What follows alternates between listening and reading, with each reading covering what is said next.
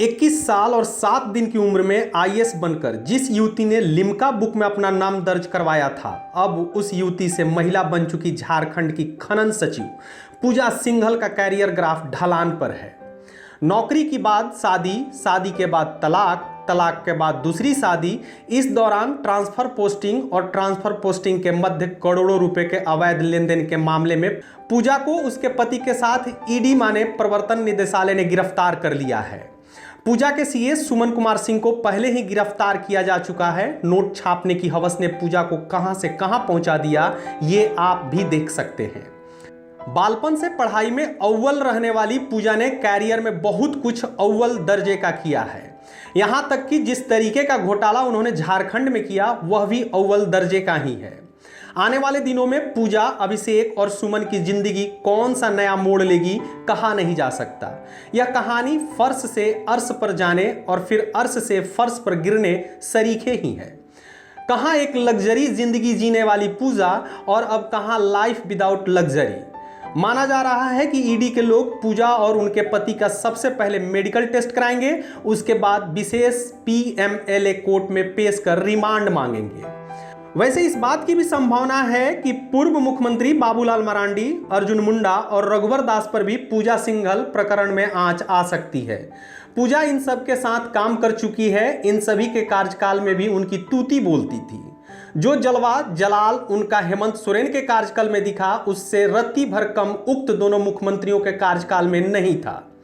मरांडी और मुंडा का शासनकाल तो खैर बहुत पुराना हो गया, पर रघुवर दास का मामला अभी ताजा है। ईडी के पास वो मीडिया कटिंग्स और क्लिप्स भी है जिसमें इस बात का जिक्र है कि रघुवर दास के सामने ही धनबाद के एक शख्स ने पूजा सिंघल का नाम लेकर उनको पैसे देने की बात कही थी। उस वक्त इस गंभीर आरोप पर रघुवर दास तो शांत हो गए थे, पर पूरा जनता दरबार ठहाकों से गूंज उठा था। इस एपिसोड में रघुवर दास ने आमने सामने शिकायत करने के बावजूद पूजा सिंघल के खिलाफ न तो कोई विभागीय कार्रवाई की, न किसी अन्य प्रकार का कोई एक्शन लिया। माना जा रहा है कि आज नहीं तो कल ईडी रघुवर दास से भी पूछताछ कर सकती है। बुधवार की शाम झारखंड की खनन सचिव पूजा सिंघल को ईडी ने गिरफ्तार कर लिया था। उनकी गिरफ्तारी 16 घंटे तक हुई पूछताछ के बाद की गई। माना जा रहा है कि ईडी ने यह गिरफ्तारी इसलिए की क्योंकि मनरेगा के तहत हुए घोटाले और अन्य वित्तीय अनियमितताओं के बारे में उनके पास ठोस सबूत हाथ लगे हैं। पूजा सिंघल के पति अभिषेक झा को भी गिरफ्तार कर लिया गया था। ईडी की लगातार पूछताछ में पूजा खुद को निर्दोष बताती रही।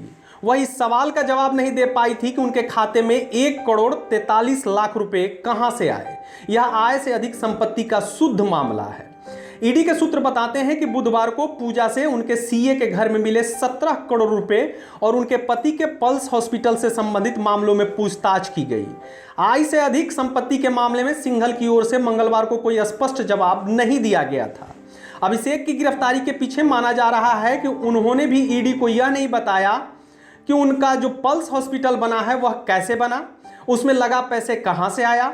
उनसे इस संबंध में 2 दिनों से लगातार सवाल पूछे जा रहे थे, पर 2 दिनों तक लगातार जो जवाब वह देते रहे वह ईडी के गले तक नहीं उतर रहा था।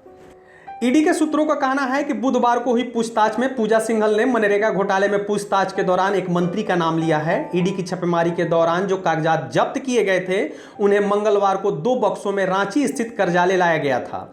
झारखंड के अलावा ईडी ने बिहार, पश्चिम बंगाल, दिल्ली और राजस्थान में भी पूजा से जुड़े 25 ठिकानों पर 6 मई को छापेमारी की थी। उनके सीए सुमन सिंह के पास से 19.31 करोड़ रुपए कैश मिले थे। इसके बाद ईडी ने सुमन सिंह को गिरफ्तार कर लिया था। सुमन सिंह लगातार अपना बयान बदल रहा था। पहले 2 दिनों से उसने ईडी को यही बताया कि 19.31 करोड़ रुपए उसके हैं। फिर जब अभिषेक और सुमन को आमने सामने बिठाकर पूछताछ की गई तो वह साफ मुकर गया। उसने यह तो बताया कि यह पैसा क्लाइंट्स का है, पर यह नहीं बताया कि वो क्लाइंट्स हैं कौन। फिर जब पूजा सिंघल, सुमन और अभिषेक को एक साथ बिठाकर वही सवाल दोहराया गया तो उसने फिर से इनकार कर दिया कि वह पैसा उसका है। लगातार बयान बदलने को लेकर ईडी ने उसे गिरफ्तार कर लिया।